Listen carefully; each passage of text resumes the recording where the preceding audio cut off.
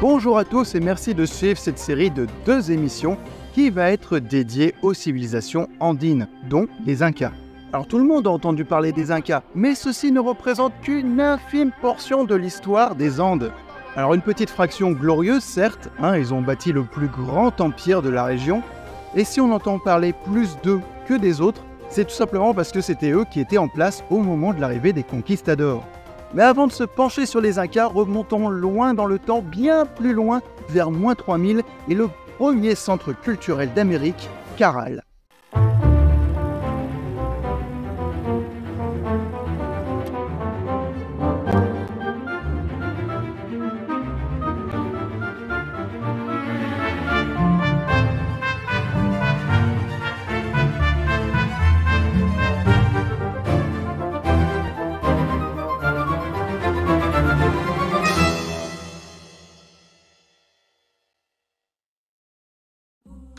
Déjà, pour simplifier la vidéo, dites-vous que la plupart des civilisations de l'ère andine se sont développées dans une zone majoritairement au Pérou et le long de la côte et sur les hauts plateaux.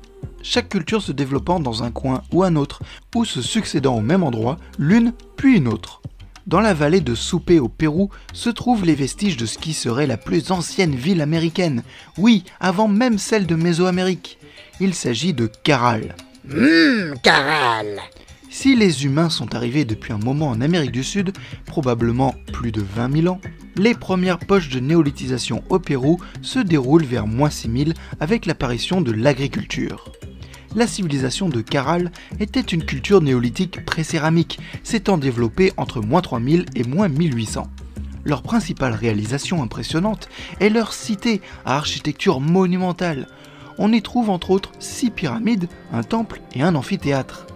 Des canaux servent à l'irrigation des cultures, et l'absence d'armes démontre une société pacifiste, ou en tout cas la guerre devait y être inutile en l'absence d'opposants, les contacts se faisant avec d'autres régions néanmoins pour le commerce. Cette civilisation ancienne est contemporaine des pyramides d'Égypte et antérieure encore aux Olmèques de Mésoamérique. Cette région, comme d'autres dans le monde, sera un berceau civilisationnel. Caral en sera le précurseur, mais d'autres suivront. Les cultures qui se succèdent, voire se chevauchent au cours des millénaires dans les Andes sont très nombreuses. Aussi, on va en passer volontairement certaines sous silence.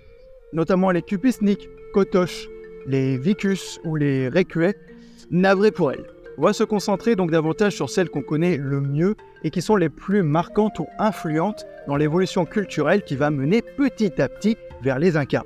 Commençons donc avec les cultures de Chavin et de Paracas. Entre moins 1500 et environ 200 se développe la culture de Chavin, une des plus anciennes cultures à se développer sur un vaste territoire et à améliorer sa structure sociale et son agriculture. Elle tire son nom des ruines de Chavin du Huantar, où se trouve un vaste ancien temple, qui restera un lieu de pèlerinage jusqu'à l'époque Inca, bien après la disparition de la culture chavine. Dirigée par une élite de prêtres, qui utilisaient la mescaline présente dans un cactus pour leur transe rituelle, le culte tournait autour d'images animales comme le jaguar, le puma ou le lama. C'est également probablement une des premières cultures à développer la métallurgie. Car c'est bien dans les cultures andines qu'apparaissent les premières métallurgies d'Amérique. Le premier travail de l'or daterait environ de moins 2100 et le travail du cuivre vers moins 1300. Les objets métalliques sont utilisés à des fins de prestige, pour indiquer statut et richesse, et le métal sera beaucoup moins utilisé pour les objets courants ou les armes.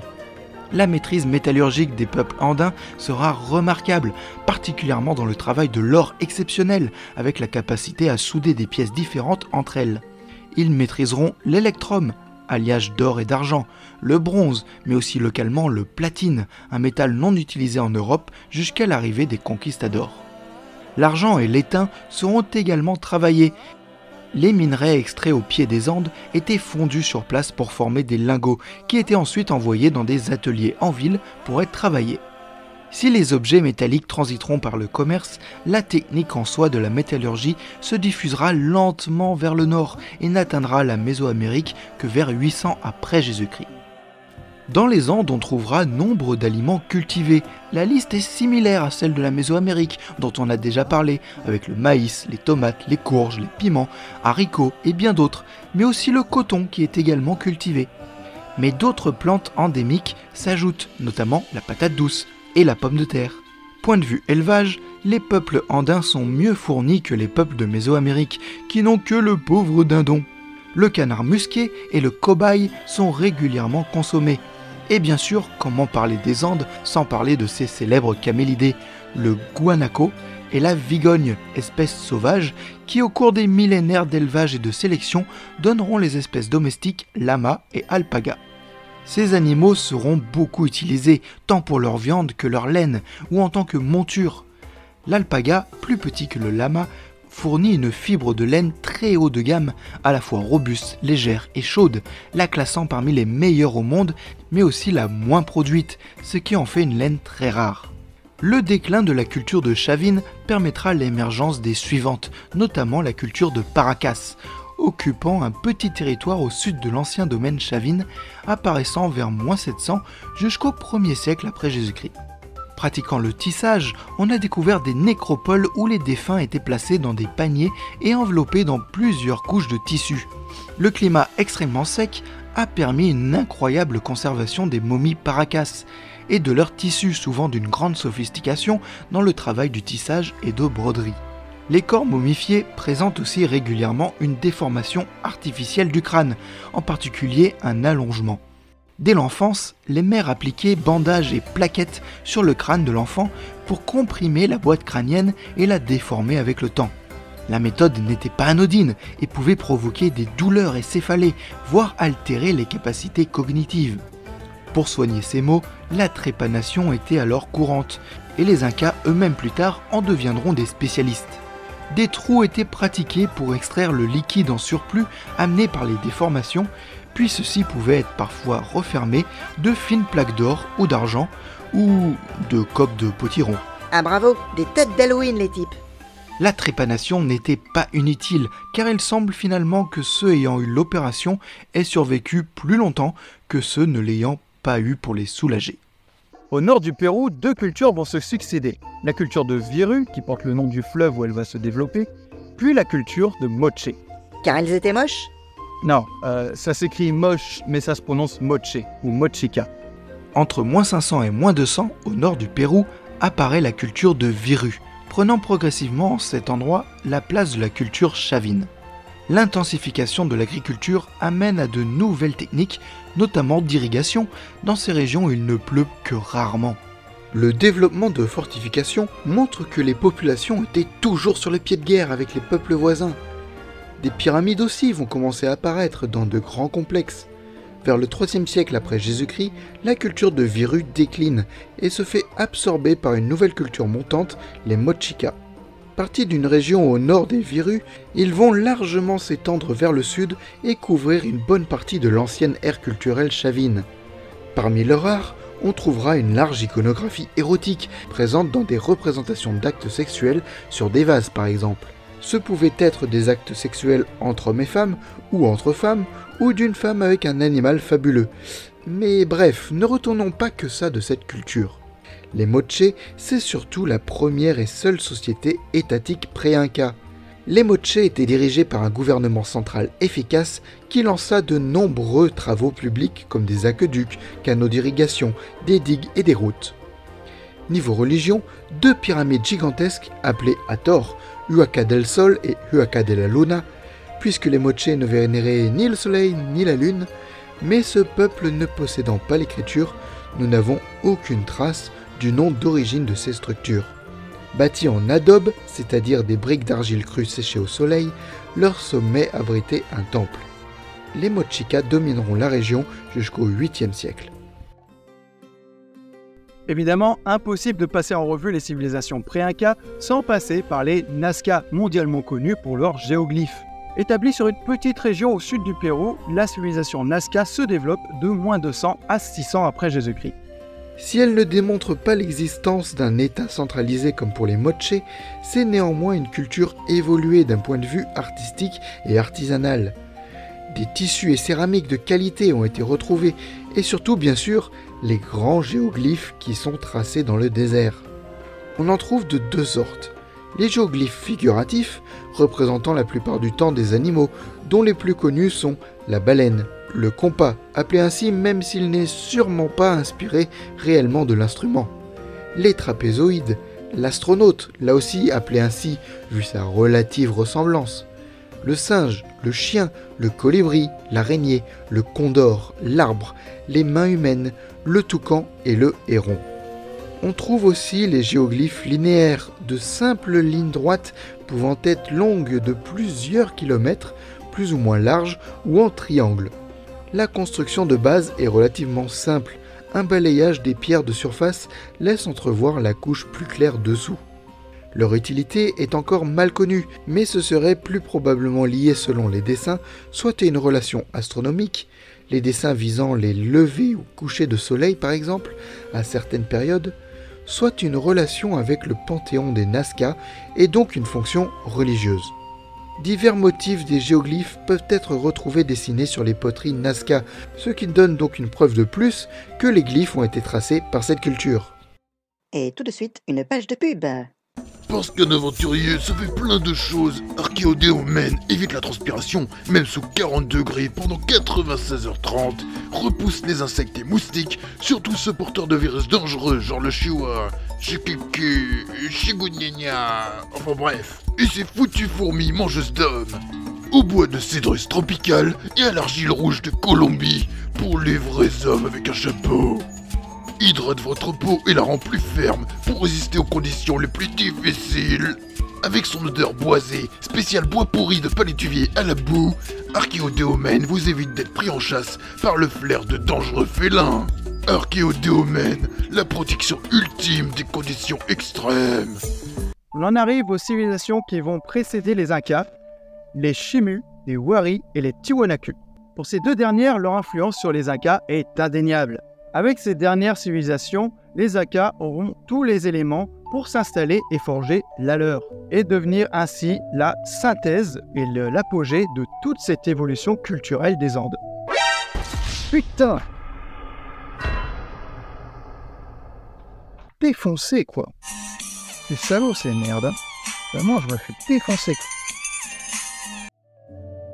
Au nord et le long de la côte, sur les anciens domaines Moche, se développe la culture Chimú, entre 1100 et 1400. Dominant une longue et étroite bande côtière de près de 900 km, le peuple Chimú, tout comme les Moche bien avant eux, prospère grâce à une irrigation intensive. Leur plus grande cité, Chan-Chan, est entièrement bâtie en adobe et a une structure particulière faite de 10 complexes chacun avec leurs murailles, centres administratifs et religieux et terres cultivées, comme plusieurs villes dans la ville. Véritable métropole à l'époque de la domination inca, lors de l'arrivée des conquistadors, la cité abritait encore entre 50 000 et 100 000 personnes.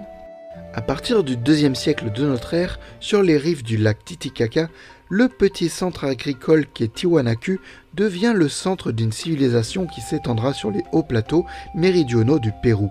Situés à près de 4000 mètres d'altitude en Bolivie actuelle, les ruines de Tiwanaku sont parmi les plus imposantes des Andes. L'un de ses monuments les plus connus est le portail monolithique de 10 tonnes appelé Porte du Soleil, qui ouvre sur le grand temple Kalasasaya. Mais on y trouve aussi la pyramide d'Akapana, disposant de 7 degrés et à la forme bien particulière. À quelques centaines de mètres du site archéologique principal de Tiwanaku se trouve le site de Pumapunku et ses curieuses pierres parfaitement taillées. Alors comment expliquer la fabrication de ces pierres, qui semblent taillées avec une précision redoutable? Oh, comment faire sans tailler ça au laser? Ta. Malgré l'aura de mystère qu'on veut faire artificiellement planer sur le site, à l'inverse, en réalité, c'est un chantier de fabrication avec des éléments non aboutis qui démontrent littéralement chaque étape de fabrication de ces pierres, nous permettant de comprendre le cheminement. Tout d'abord, les pierres sont en grès ou en andésite. Les pierres étaient frappées à l'aide de percuteurs en pierre pour les tailler d'abord grossièrement.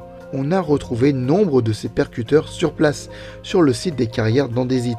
Puis vient le long travail de ponçage et polissage afin d'obtenir l'effet parfait désiré, pratiqué grâce à des pierres plates et du sable. Cette technique par abrasion nécessite donc certes une bonne patience, mais n'a rien d'absolument extraordinaire, malgré le résultat qui lui semble être tant il est magnifique. Une technique déjà utilisée par les Chinois pour le polissage de leur art en jade. Et pourtant, personne ne s'échine à parler des statues de jade travaillées au laser, alors que ça date du néolithique chinois. Alors faisons de même pour Puma Punku et oublions la mystification. Plus au nord, la civilisation Wari, du nom du site principal situé sur le haut plateau central péruvien, est contemporaine de Tiwanaku. Absorbant l'influence de la culture de Tiwanaku, mélangée avec des éléments provenant de la culture de Nazca, la culture de Wari voit son apogée surtout entre les 7e et 11e siècles. Avec Tiwanaku, ces deux civilisations resteront majoritaires et dominantes de la région jusqu'à l'apparition des Incas à partir du XIIe siècle. Elles posent les bases en architecture et taille de pierre qui seront réutilisées plus tard par les Incas, ainsi que des bases religieuses. La culture de Wari s'impose dans sa région par les armes. Elle doit son empire à son armée qui soumet un à un les peuples voisins qu'elle absorbe. Que ce soit chez les Wari ou les Tiwanaku, les grands essors urbains des Andes commencent réellement avec ces civilisations. Ce sont des grands centres organisés en damiers dotés de murailles défensives. Les réseaux de routes se développent et sont remarquables. On peut toujours trouver des vestiges Wari non loin de Cusco sur les sites de Piquilacta ou la porte d'accès de la vallée de Cusco, Rumicolca, qui fut réutilisée et aménagée par les Incas ensuite. La culture Wari innove en religion, plaçant le dieu Viracocha comme le seul dieu créateur. Le dieu Viracocha sera également vénéré chez les Incas plus tard. L'empire Wari, tout comme les Tiwanaku, s'effondreront entre la fin du XIe et le début du XIIe siècle, devant probablement les difficultés et l'instabilité de maintenir des domaines aussi vastes. Mais les raisons précises et détaillées de ces effondrements restent inconnues par manque de traces et bien sûr d'écrits qui auraient pu l'expliquer si seulement ces peuples avaient eu l'écriture. En 1250, la fondation de Cusco marque le début de la civilisation Inca. En peu de temps, ce peuple va conquérir toute la côte andine et former un vaste empire. La prochaine fois, nous étudierons donc les Incas, de leur début à leur ascension. On parlera de leur culture et bien sûr de leur chute causée par les conquistadors. Si vous avez aimé cette vidéo, commentez, likez et partagez. Je vous dis à bientôt pour de prochaines aventures. Allez, ciao!